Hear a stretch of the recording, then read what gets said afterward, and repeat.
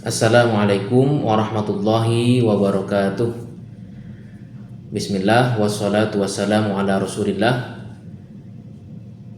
Kita hari ini akan bicara tentang tabarukan ya. Dalilnya apa, kemudian tabarukan itu sendiri apa sih gitu ya. Jadi kalau kita buka dalam Kamus Al-Ma'ani, tabarukan itu dari kata tabarroka ya tabarroku gitu ya. Tabarrukun, kemudian maknanya adalah iltamasa barokatahu atau mencari atau menyentuh gitu ya keberkahannya. Kalau kita banyak menggunakan istilah di zaman ini dengan istilah ngalap barokah. Cara-caranya seperti apa? Banyak begitu. Di antaranya adalah misalkan seorang murid itu berkhidmah, mengabdikan diri kepada gurunya dengan cara-cara seperti membawakan tasnya atau dengan cara hal lain gitu ya. Kalau sahabat dulu itu mengambilkan wudhu untuk Nabi, menyiapkan sandalnya dan lain sebagainya, itu bagian dari cara bertabarruk. Banyak cara, diantaranya menghadiri majelis, mencium tangan, mencium kening gitu ya, kemudian sedikit menunduk di hadapan guru, berkhidmah, minta doa, dan bahkan mendoakan. Itu bagian dari tabarruk itu sendiri. Dalilnya apa? Dalilnya banyak nih. Yang pertama adalah ketika dalam riwayat Ummu Sulaim ya, yang ada dalam Sahih Muslim ya. Di sini dikatakan an Ummi Sulaim annan Nabiyya sallallahu alaihi wasallam kana ya'tiha fayaqilu indaha fatabsutu lahu nit'an fayaqilu alaihi. Nabi suatu hari datang ke rumah Ummu Sulaim, kemudian numpang qailulah gitu ya, menumpang untuk tidur siang.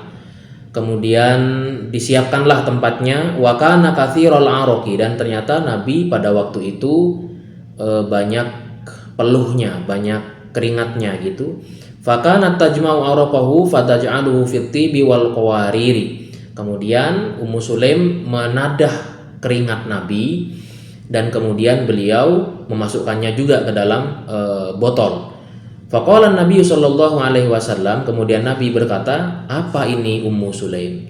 Maka Ummu Sulaim mengatakan, "Araquka adufu bihi tibi," bahwa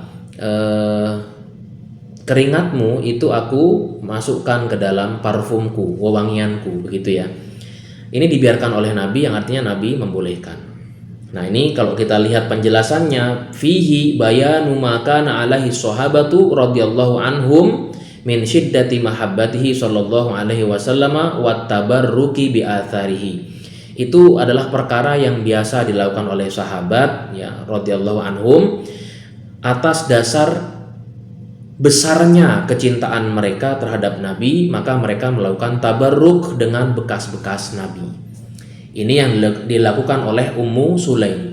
Ummu Sulaim itu adalah ibu dari Anas bin Malik, sahabat Nabi yang mendedikasikan kehidupan dirinya kepada Nabi gitu. Bahkan dia menjadi khodim daripada Rasulullah Shallallahu alaihi wasallam. Kemudian dalil yang lainnya tentang tabarruk adalah di mana dalam riwayat Bukhari, Muslim, dan riwayat Ahmad, para sahabat itu biasa bertabarruk dari bekas wudhu Nabi. Ya, jadi bekas wudhu Nabi itu dijadikan rebutan oleh para sahabat, sekalipun itu tidak dijadikan untuk berwudhu ya, hanya untuk kemudian ditempel di pipi, ditempel di badan, tempat yang sakit dan lain sebagainya. Itu wujud dari tabarrukan para sahabat terhadap bekasnya Nabi. Jadi dalam hadis riwayat Bukhari dikatakan ataitun nabiyya sallallahu alaihi wasallam, ya, ini aku mendatangi Rasulullah sewaktu beliau ada di Kubah Hamra ya, min adamin wa raaitu bilalan, dan aku melihat Bilal dan juga Adam akhadha wudu'an nabiyya sallallahu alaihi wasallam wan nasu yabtadirunal wudu'a. Ya, jadi orang-orang juga berebut untuk mendapatkan air bekas wudu Rasulullah. Faman asoba minhu syai'an tamassaha bihi, yang mendapatkan bekas wudunya itu langsung mengusapkan ke tubuhnya, sedangkan yang tidak mendapatkannya ya, waman lam yusib minhu syai'an akhadha min balali yadi sahibihi, sementara yang tidak mendapatkannya itu mengambil dari tangan temannya yang basah. Nah, ini saking cintanya para sahabat kepada Nabi sampai bekas wudhu Nabi itu dioles-oles ke badan mereka sampai rebutan begitu ya.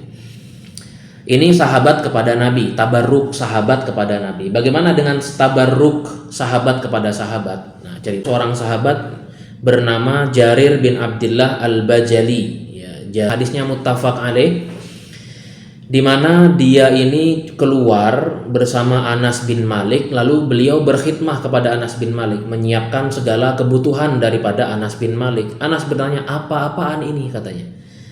Maka beliau bilang ya, inni qad ra'aitul ansara tasna'u bi Rasulillah sallallahu alaihi wasallam syai'an alaitu ala nafsi alla ashaba ahadan minhum illa khadamtuhu. Di sini dikatakan bahwa sungguhnya aku telah melihat kaum Ansor itu berkhidmah luar biasa kepada Rasulullah. Maka saya bersumpah tidak akan berkawan dengan seorang pun dari kaum Ansor, melainkan saya berkhidmah kepada mereka. Apa tujuannya? Tujuannya supaya bisa mendapatkan berkah atau ya tabarruk ya, berkah sebagaimana para sahabat berkhidmah kepada Nabi. Maka mereka, Jarir bin Abdullah Al-Bajali ini kemudian beliau melakukan khidmah kepada para sahabat yang melakukan khidmah kepada Nabi. Termasuk dalam riwayat yang lain ya, dalam riwayat Ahmad, dalam riwayat Abu Daud itu kita temukan bahwa sahabat itu terbiasa mencium tangan Nabi. Termasuk diantaranya adalah Abdullah bin Umar. Abdullah bin Umar ini terbiasa kalau dipanggil Nabi, beliau danaina, katanya kami mendekat kepada Nabi kemudian mencium tangannya. Qabbala yadan Nabi sallallahu alaihi wasallam, mencium tangan Nabi. Dalam kitab Al-Majmu' Syarah Muhadzab ya, Imam An-Nawawi mengatakan mensunnahkan beliau ini untuk ya beliau mengatakan yustahabbu takbilu yadir rajuli sholihi waz-zahidi wal alimi wa nahwihim min ahlil akhirah. Disunnahkan untuk mencium tangan dengan maksud tabarruk dalam hal ini, yaitu orang-orang soleh, ahli zuhud, orang alim dan sebagainya dari kalangan ulama akhirat. Adapun mencium tangan karena kekayaannya atau karena kemasyhurannya, yaitu nggak boleh, itu haram, tetap sama. Dan dalam riwayat yang lain dalam kitab Syiaru A'lamin Nubala, di sini dikatakan bahwasanya Imam Muslim itu saking senangnya kepada Imam Bukhari, hormatnya kepada Imam Bukhari, sampai beliau bilang, da'ni uqabbilu rijlaika ya ustadzal ustadzin, gitu ya. Perkenankan saya untuk mencium kedua kakimu, wahai guru para guru, gitu ya, wa sayyidul muhaddisin, dan pemimpin para ulama hadis. Ini yang dilakukan oleh Imam Muslim kepada Imam Bukhari. Kemudian termasuk dalam kitab Syarah Riyadhus Shalihin, Syekh Muhammad bin Shalih Al-Utsaimin juga mengatakan bahwa boleh loh mencium tangan dan kaki orang yang punya ilmu. Dalam hal ini beliau itu berangkat dari hadis At-Tirmidzi yang sanadnya sangat kuat.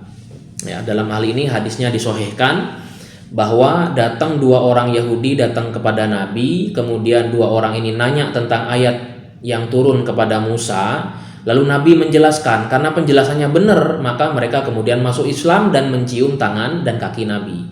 Maka beliau Syekh Utsaimin mengatakan wa fi hadza jawazu takbilil yadi warijli lil insanil kabiri syarafi wal ilmi. Boleh, dari hadis ini boleh kita itu mencium tangan dan kaki dari orang yang agung keilmuannya, agung kemuliaannya, gitu kan ya. Kadzalika, dan dalam hal ini boleh untuk mencium tangan dan kaki minal abi wal dari bapak dan juga ibu, wa ma asbaha dzalika, dan yang semisalnya. Li'anna lahum haqqan, karena kedua orang tua kita itu punya hak untuk dihormati. Wa hadza minat tawadhu, dan bab ini masuk ke dalam kategori tawadhu ya.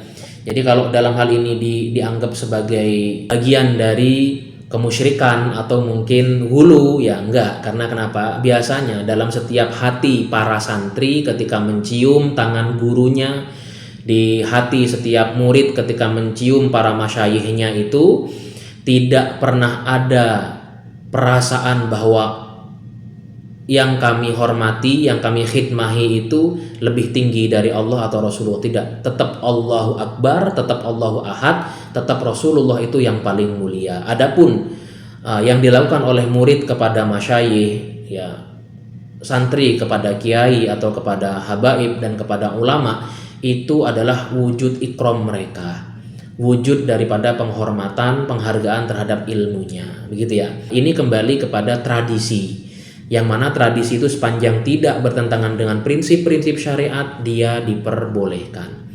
Wallahu a'lam bishawab. Ini hadis-hadis yang sahih yang bisa kita sampaikan dalam urusan dari tabarukan ini ya. Semoga ini bermanfaat. Wallahul muwafiq ila aqwamit thoriq. Wassalamualaikum warahmatullahi wabarakatuh.